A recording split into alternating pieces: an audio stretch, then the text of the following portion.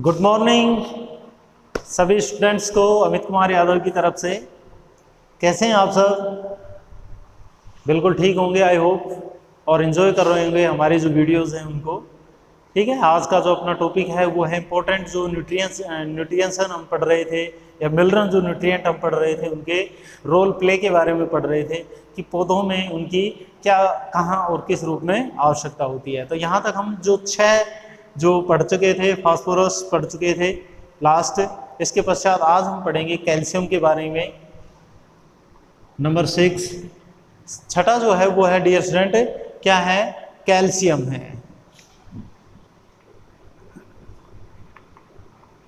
Calcium सी। Okay, किसके बारे में पढ़ेंगे? कैल्शियम के बारे में हम पढ़ने वाले हैं। तो calcium is found in the high amount. Calcium जो होता है वो ज्यादा मात्रा में पाया जाता है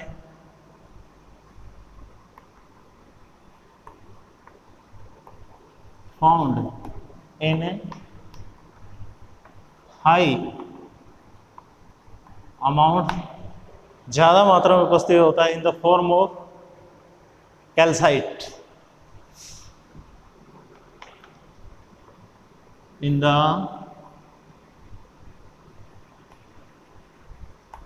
form of calcite and dolomite. और दूसरा क्या होता है? Dolomite and dolomite. ये दोनों के दोनों क्या होते हैं? अयस्क होते हैं। तो ऐसे लिख सकते हैं और इन सोयल।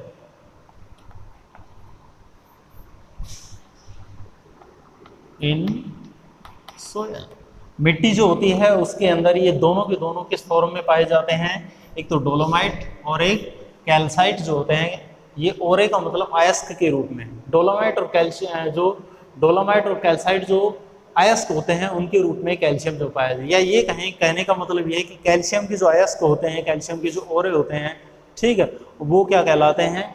वो कैल्साइट और डोलोमाइट होते हैं। तो कैल्साइट और डोलोमाइट के रूप में किस में पाया जाता है? कैल्शियम मिट्टी के अंदर पाया जाता है। ठीक है, ऑब्जर्वेशन की अगर हम बात करें,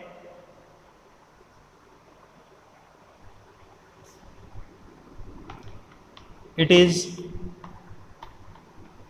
एब्जॉर्ब्ड फ्रॉम द सोयल। मिट्टी से किस रूप में प्राप्त किया जाता है? From the soil in the form of calcium ion, in the form of calcium ions. Ca++ के रूप में ये क्या पाया जाता है? सॉरी, एब्जॉर्ब किया जाता है मिट्टी से। ठीक है, अब इसके पश्चात बात करें, it is main component of middle lamella. Next, it is main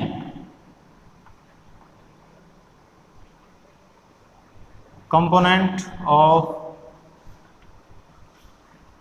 middle lamella. यानी कि मिडिल लैमेला जो होता है उसका ये मुख्य घटक होता है। अब आप कहेंगे सर मिडिल लैमेला क्या है? देखिए, सेल वॉल आपने कक्षा 11th में सेल वॉल के बारे में पढ़ा था या नहीं? जब हम सेल वॉल की फॉर्मेशन की बात करते हैं तो डियर स्टूडेंट, सेल वॉल का जो फॉर्मेशन होती है वो उसके 3 स्टेप होती हैं। सबसे पहले तो किसका निर्माण होता है?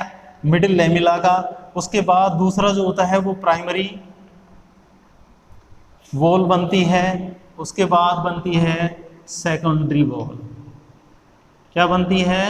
सेकेंडरी वॉल बनती है। ठीक है, मिडिल लैमेला, प्राइमरी वॉल और सेकेंडरी वॉल बनती है। 3 चीजें बनती हैं। मिडिल लैमेला जो होती है, मिडिल लैमेला का जो निर्माण होता है वो किससे होता है? ये इसमें लिखा हुआ है कि it is main component of, it is main component of middle lamella. ये मिडिल लैमेला जो होती है किससे मिलकर बनी हुई है? कैल्शियम और मैग्नीशियम पैक्टेट से। किससे? कैल्शियम व मैग्नीशियम पैक्टेट जो होते हैं उनसे किसका निर्माण होता है? मिडिल लैमेला का निर्माण होता है। सेल वॉल 3 रूपों में कंप्लीट होती है। किस किस रूप में? सबसे पहले मिडिल लेमिला बनेगी। मिडिल लेमिला की जो फॉर्मेशन है यानी कि इसका जो निर्माण होता है डियर स्टूडेंट, वो किसके माध्यम से होता है? वो होता है कैल्शियम और मैग्नीशियम पैक्टेट के माध्यम से। यही हम बात कर रहे हैं कि it is main component of middle lamella. तो यहाँ पर किससे बन रहा है? ये कैल्शियम पैक्टेट के द्वारा। दूसरा बनता है प्राइमरी वॉल, जिसमें सेलुलोज और हेमिसेलुलोज, ठीक है, उनका क्या होता है? जमा हो जाता है। और उसके पश्चात सेकेंडरी जो वॉल होती है उसका निर्माण होता है, उसकी जो फॉर्मेशन होती है डियर स्टूडेंट, वो लिग्निन या लिग्निफिकेशन के कारण होती है, ठीक है। तो आपको सिर्फ ये याद रखना है कि मेन कंपोनेंट होता है किसका? मिडिल लेमिला का, ठीक है।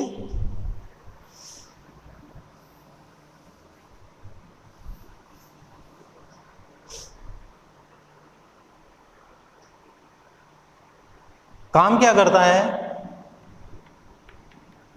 It is play main role, ये मुख्य भूमिका निभाता है। किसमें? बाइंडिंग करता है, किनकी? इन बाइंडिंग ऑफ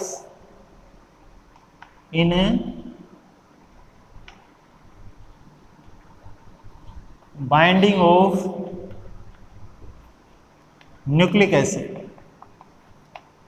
किनसे जोड़ता है इनको? With protein, with protein. क्या काम करता है? It is play main role in binding of nucleic acid with protein, यानी कि प्रोटीनों से न्यूक्लिक एसिड न्यूक्लिक एसिड को जोड़ने का जो कार्य करता है वो कौन करता है डियर स्टूडेंट? वो कैल्शियम करता है, ठीक है। नोट कर लीजिए इसको।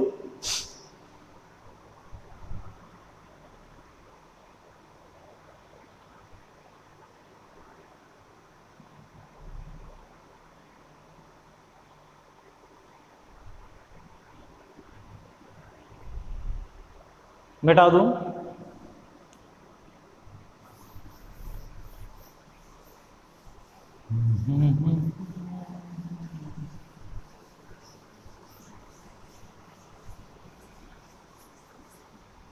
अगर इनकी सिम्पटम की बात करें, ठीक है, तो डिफिशियंसी सिम्पटम क्या होंगे इसके?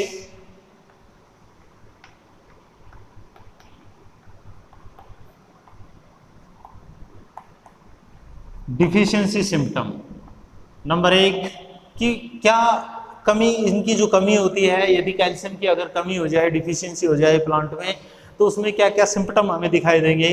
तो सबसे पहले आप जानते हैं सेल वो लूज देयर इलास्टिसिटी, ठीक है, क्योंकि मिडिल लेमिला का प्रमुख कंपोनेंट है। तो क्या होगा?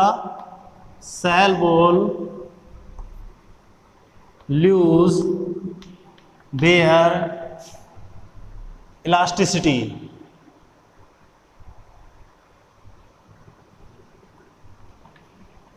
यानी कि उसके अंदर जो लचक होती है डियर स्टूडेंट, वो लचक जो होती है वो क्या हो जाती है? समाप्त हो जाती है। अगर किसकी कमी हो जाएगी? कैल्शियम की कमी हो जाएगी। क्यों? आपसे अगर क्वेश्चन पूछा जाए कि ऐसा क्यों हो सकता है कि सेल कैल्शियम की जो डिफिशियंसी के कारण सेल वॉल लूज हो जाती है या उसकी जो इलास्टिसिटी होती है वो कैसी हो जाती है? कम हो जाती है। तो डियर स्टूडेंट इसका आप क्या जवाब देंगे? आप बताएंगे कि सर सेल वॉल जो होता है उसमें जो मिडिल लेमिला होती है वो किससे मिलकर बनी होती है? कैल्शियम पैक्टेट से मिलकर बनी होती है, और कैल्शियम पैक्टेट की कमी के कारण उसकी जो इलास्टिसिटी होती है वो क्या हो जाएगी? लूज हो जाती है, ठीक है। तो पहला क्या है? Cell wall lose their elasticity. Second, the lip shape become distorted,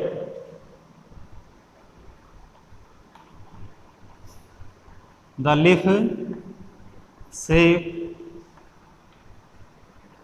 become distorted, कैसी हो जाती है? विकृत हो जाती है, ठीक है। and the lip tip and the लिफ टिप, यानी कि पत्ती का जो आगे का जो सिरा होता है बैंड हो जाता है। कैसा होता है? लिप टिप बैंड हो जाता है। किधर? यो नीचे की ओर,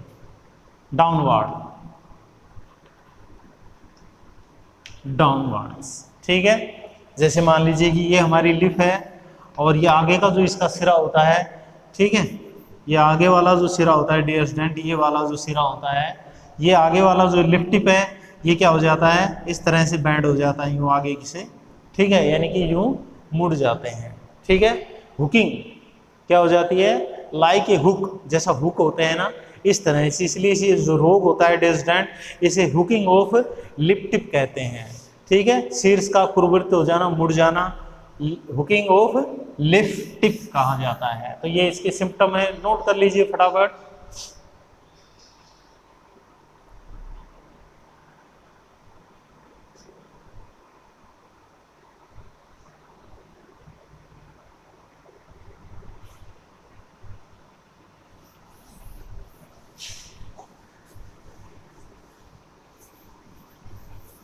कैल्शियम के पश्चात है पोटेशियम।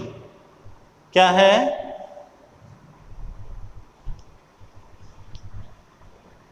नेक्स्ट है जो 8वां है शायद, वो है पोटेशियम या के, ठीक है। पोटेशियम क्या होता है, इसके ऑब्जर्वेशन की अगर हम बात करें, इट इज एब्जॉर्ब्ड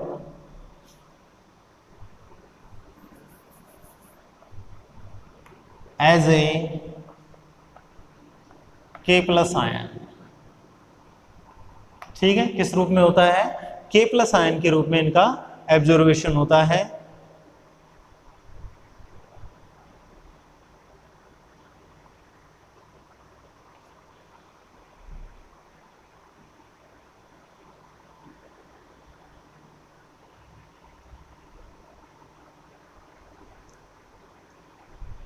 लिख लिए, ओके।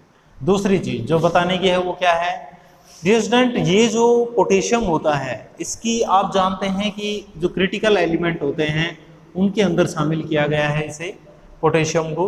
लेकिन सबसे बड़ी खासियत क्या होती है कि जो पोटेशियम होता है, ये प्लांट के किसी भी बायोकेमिकल, जो उसके जैव रसायन होते हैं उसमें, उसका जो बायोकेमिकल, जैसे कार्बोहाइड्रेट हो सकता है, प्रोटीन हो सकती है, वसा हो सकती है, सेलुलोज, हेमीसेलुलोज, ये सब हो सकते हैं। तो जो के होता है डियर स्टूडेंट, ये जो के होता है, ये किसी भी बायोकेमिकल का क्या नहीं होता, कंपोनेंट नहीं होता, ठीक है, कंपोनेंट नहीं होता है। लेकिन फिर भी इसकी आवश्यकता बहुत ज्यादा होती है, यानी कि ये प्लांट के किसी भी बायोकेमिकल का कंपोनेंट नहीं होने के बावजूद भी पोटेशियम की सबसे ज़्यादा नीड होती है। क्यों, क्योंकि इसे क्रिटिकल में शामिल किया गया। सो कहाँ क्या आवश्यकता होती है, लिखिए, it is found in all part of plant.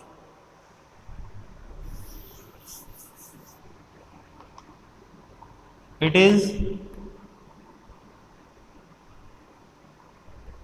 found in all of plant, all part of plant। एक जो प्लांट होता है उसके सभी भागों में ये तत्व पाया जाता है, ठीक है। All of plant with abundant amount, कैसे अमाउंट में, अबेंडेंट अमाउंट में पाया जाता है, विद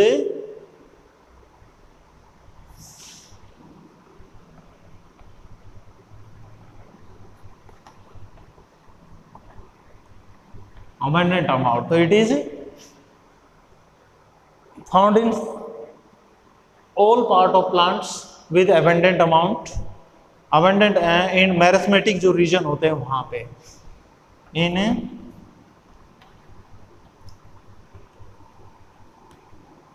मेरिस्मेटिक रीजन, ठीक है।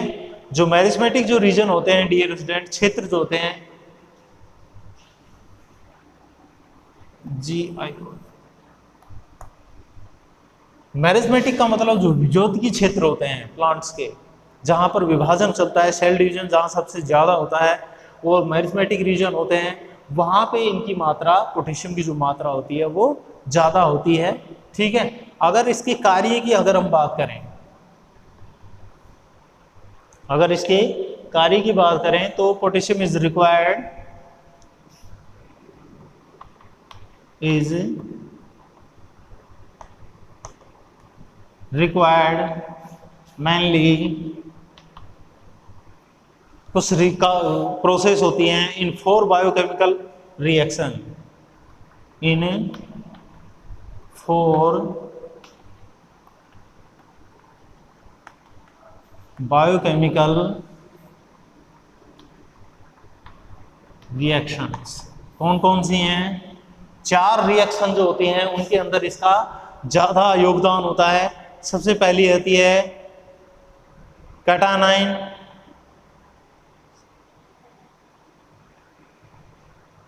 कैटाइन जो होते हैं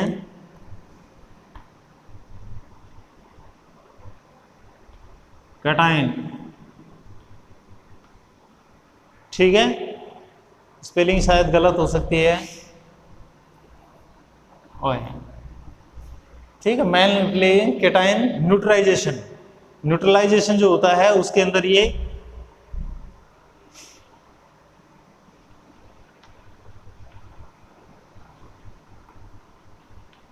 पहली कैटाइन यानी कि जो धनायन होते हैं, ऋणायन सॉरी, ठीक है, कार्बाइन और कैटाइन 2 आपने पढ़े होंगे। तो कैटाइन न्यूट्रलाइजेशन यानी कि जो ऋणायन होते हैं उनके उदासीनीकरण में। क्यों? क्योंकि प्लस के जो होता है वो सम कैसा होता है? कार्बाइन होता है। कैसा होता है? कार्बाइन होता है। तो बड़ी आसानी से कैटाइन को क्या कर सकता है? न्यूट्रलाइजेशन कर सकता है, उसका उदासीनीकरण कर सकता है। तो पहली प्रोसेस कैटाइन न्यूट्रलाइजेशन। दूसरी जो प्रोसेस होती है वो है membrane transport process.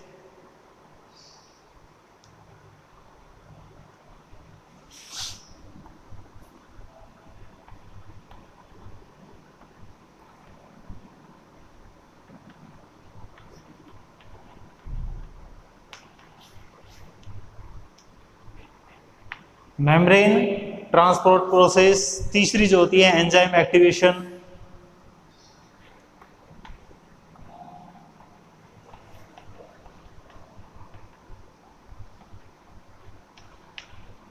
Enzyme activation. And fourth जो होती है dear student osmotic potential. Number 4 जो होती है वो क्या होती है? दिखाई दे रहा है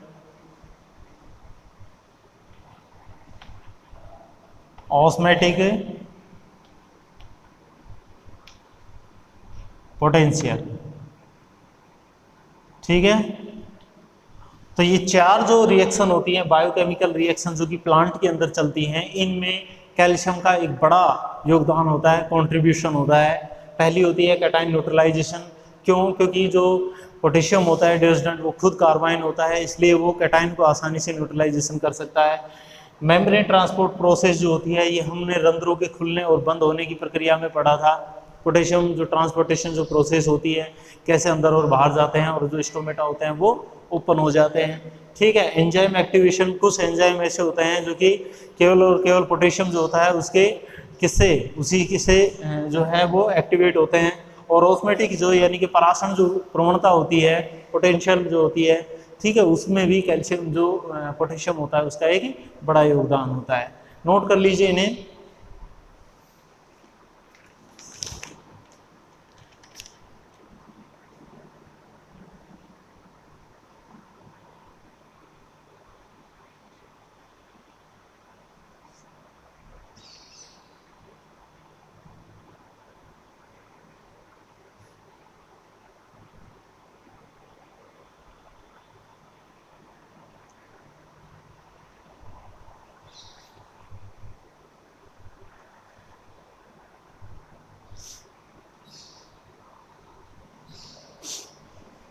मिटा दूं? डस्टर कहाँ गया?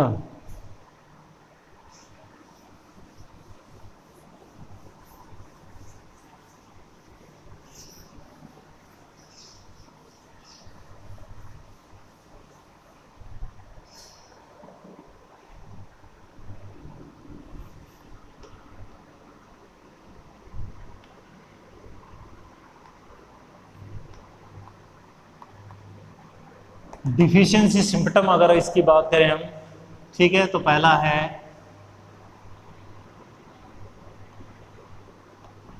क्लोरोसिस इन मैच्योर लीव्स, ठीक है, कि जो मच्योर यानी कि परिपक्व जो पत्तियां होती है उनमें क्या हो जाता है, क्लोरोसिस नामक रोग हो जाता है। ठीक है, सेकंड अगर पोटेशियम की क्लोरोसिस के अगर मैच्योर लीव्स में होता है। दूसरा सेकंड अगर हम बात करें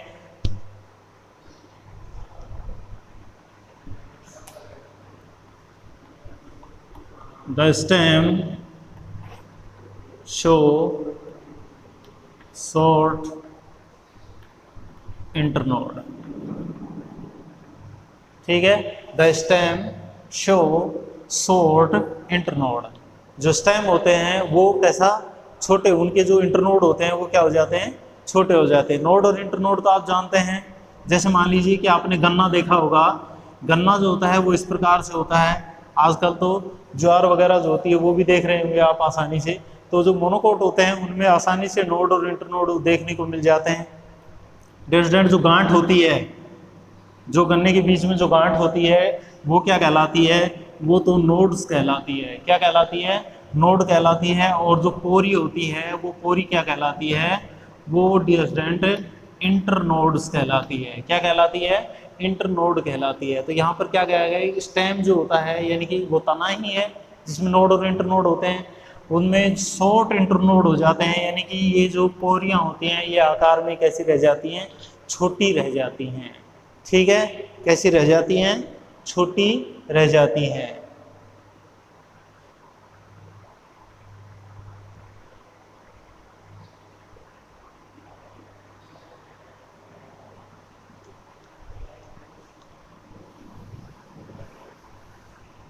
तीसरा लिख लीजिए, द लीव्स बिकम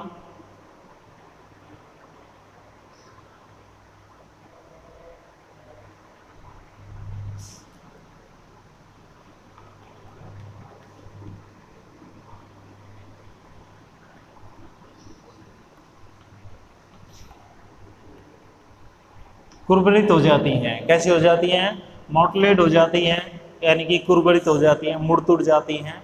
अच्छी तरह से उनकी जो आकार होता है वो कैसा हो जाता है, डिस्टोर्टेड हो जाता है। तो ये इसके क्या है, डिफिशियंसी सिम्पटम है। फटाफट नोट कर लीजिए इन्हें।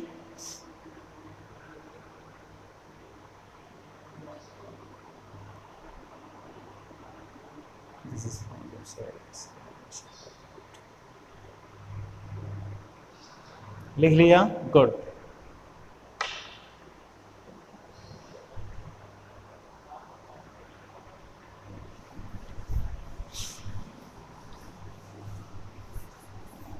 अगला जो है वो डिएस्डेंट आठवां जो है वो है मैग्नीशियम।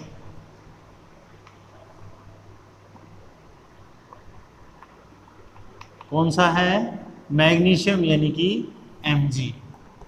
ठीक है, इस पे आप इंपॉर्टेंट लिख सकते हैं। ये इससे अक्सर क्वेश्चन जो है वो पुटअप किए जाते हैं। सबसे पहले इसका ऑब्जर्वेशन और किस फॉर्म में ये पाया जाता है वो नोट करते हैं। तो दिस इज किस रूप में पाया जाता है distant, this is found in soil, found in soil, मिट्टी के अंदर ये पाया जाता है as magnesium carbonate, as MgCO3, magnesium carbonate and dolomite. किसके रूप में पाया जाता है, एक तो मैग्नीशियम कार्बोनेट और दूसरा होता है डोलोमाइट। डोलोमाइट में के रूप में कैल्शियम भी पाया जाता है। ठीक है, लेकिन ये डोलोमाइट का अगर सूत्र की बात करें तो उससे समझ में आ जाएगा। डोलोमाइट का डिस्टेंट जो सूत्र होता है वो MgCO3 CaCO3 होता है। क्या होता है, MgCO3 डॉट CaCO3, ये डोलोमाइट है।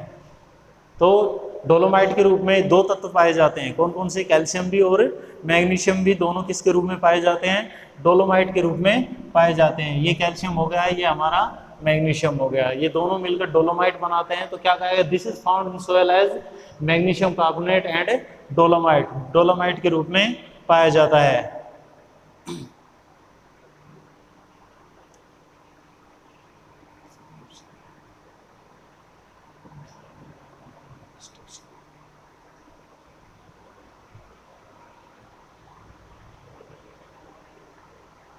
नेक्स्ट,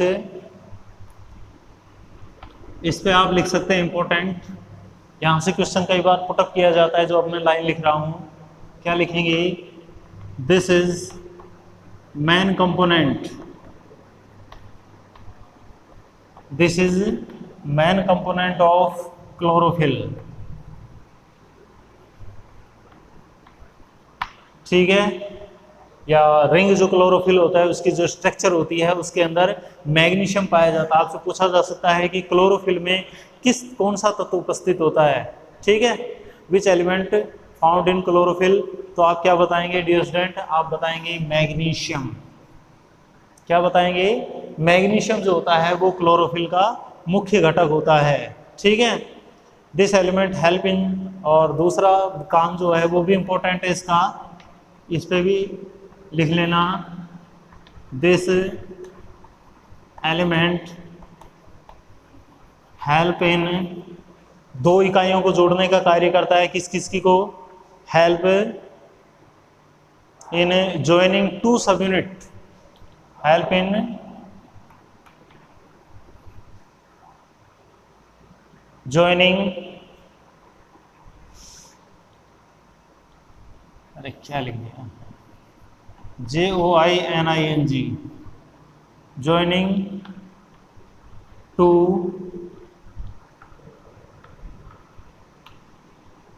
सब यूनिट ऑफ राइबोसोम। जो राइबोसोम होते हैं डियर स्टूडेंट, उनकी दो इकाइयाँ होती हैं, ये हम पहले भी पढ़ चुके हैं और फिर बता देते हैं। प्रत्येक जो राइबोसोम होता है उसमें दो सब यूनिट्स होती हैं, एक लार्जर और दूसरी शॉर्टर। ठीक है, लार्जर जो होती है, अगर मान लीजिए कि 80 प्रकार का राइबोसोम है तो उसमें दो उप इकाइयाँ पाई जाएंगी, कौन कौन सी, एक तो 60 और दूसरी होगी 40। आकृति जो होती है वो किस प्रकार की होती है, इस तरह की होती है। ठीक है, ये शॉर्टर होती है, लार्जर होती है। इन दोनों इकाइयों को जोड़ने का जो कार्य होता है वो कौन सा एलिमेंट करता है, वो करता है मैग्नीशियम। कौन करता है, मैग्नीशियम करता है। ठीक है, तो ये चीज़ आप याद रखेंगे।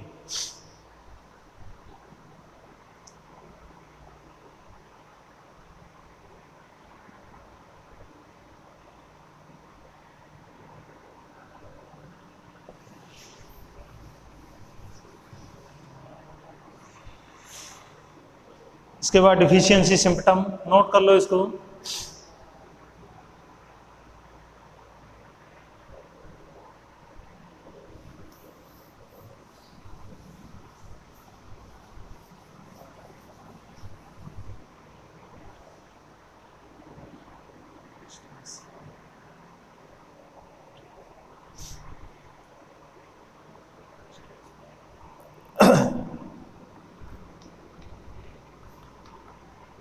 डिफिशियंसी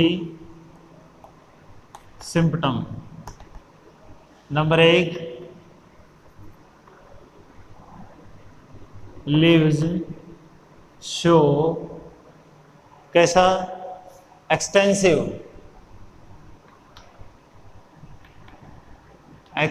क्लोरोसिस या इंटरवेनल क्लोरोसिस, इंटरवेनल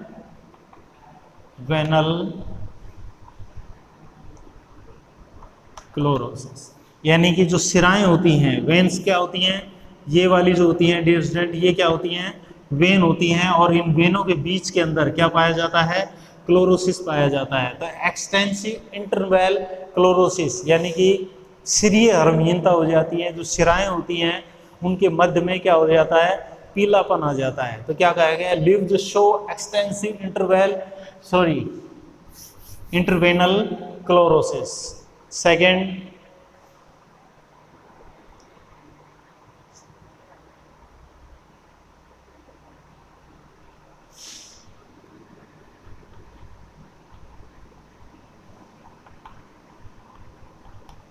प्रीडोमिनेंस यानी कि दिखाई देना का मतलब यानी कि ज़्यादा उजागर हो जाना, predominance of anthocyanin pigment, of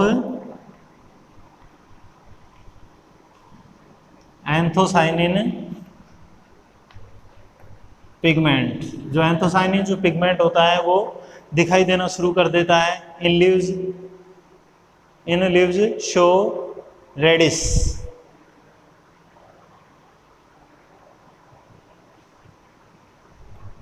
in leaves show reddish yellow और कैसे ऑरेंज स्पॉट।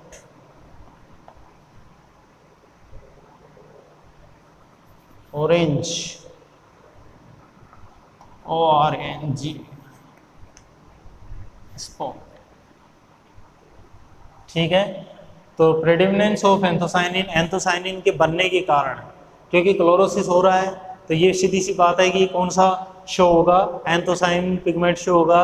और इस एंथोसाइनिन पिगमेंट के शो होने के कारण पत्तियां होती हैं उनमें सफ़ेद, पीले और नारंगी रूप के कैसे स्पॉट यानी कि धब्बे यानी कि चकत्ते दिखाई देना शुरू कर देते हैं। ठीक है, सो ये डिफिशियंसी सिम्टम है। आज के वीडियो में इतना ही, मिलेंगे कल के वीडियो में, तब तक के लिए वेट एंड वॉचिंग। ठीक है, goodbye, have a nice day.